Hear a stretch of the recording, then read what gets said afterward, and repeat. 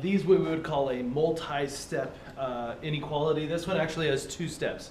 You got to deal with the add subtract first, then we deal with the dividing step. We're trying to isolate the variable, trying to get the variable by itself. That's really what solving is all about. It's not a whole lot different than equal sign. If this was an equal sign, we would solve it in sort of a similar way. And some of us were having some trickiness with this and being able to deal with this. So take a look at this particular question. The very first thing I do is I like to separate my two sides.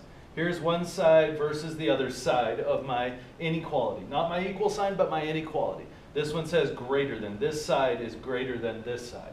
Okay, so I start solving by undoing. Undoing stuff means inverse operations. That means this is add 4, I do the opposite, which would be subtract 4. And whatever I do to one side, I must do to the other side. Okay, so I cross these ones out because 4 minus 4 turns into 0, so I no longer need that one. And I rewrite it. So now it's x divided by negative 2 is now going to be greater than, and whatever this is, right? This is negative 5.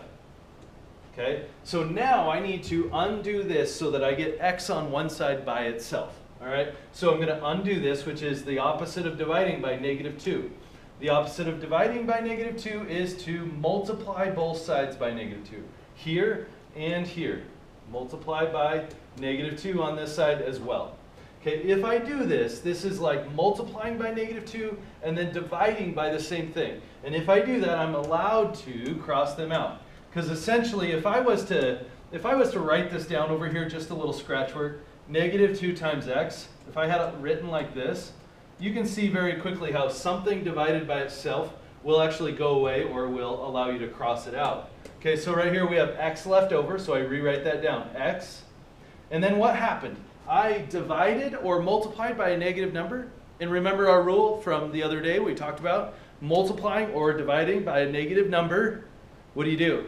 Take the inequality, it's pointing this way right now, and I completely reverse it and make it point the other way. All right, that's called reversing the inequality or flipping the inequality around if I have a multiplying or dividing by a negative number. See how I multiply by a negative number? So flip the inequality as I rewrite it. Negative times a negative is a positive. 5 times 2 is 10. That's my final answer right there. Put a box or circle around it, something. Okay? And so now it says graph it. And if it does say graph it, often we'll give you graph paper. But in this case, there's no graph paper, so just sketch it right here. So I'm just going to go right there. I'm at 10. Okay? On this side, I would be at 11. On this side, I would be at 9. So which way do I graph it, and do I make it open or closed, and then which direction do I graph it? All right, so I'm going to graph it. It says x is less than 10. So it's not including it, so it's an open circle, and it's less. 9, 8, 7, 6, 5 are all less.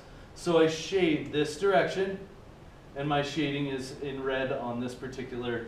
It's nice if you have another color or a highlighter or something to signify that. This particular one I can tell right away by looking at this equation, or inequality, that I can actually tell that I'm not going to flip it because this number is not negative. So I'm not actually going to flip the inequality. I'll go a little faster on this one. We're going to add 2 both sides. I draw a line, I cross those out. I drop down 3c is less than or equal to, and I do the math on that and I get negative 9. Okay? Just because that one's negative doesn't mean that I actually take and reverse my inequality. No. On this one, do not reverse the inequality because I am only going to be dividing by a positive 3 right there. And divide by a positive 3 on both sides, and these cross out. And what do I end up with?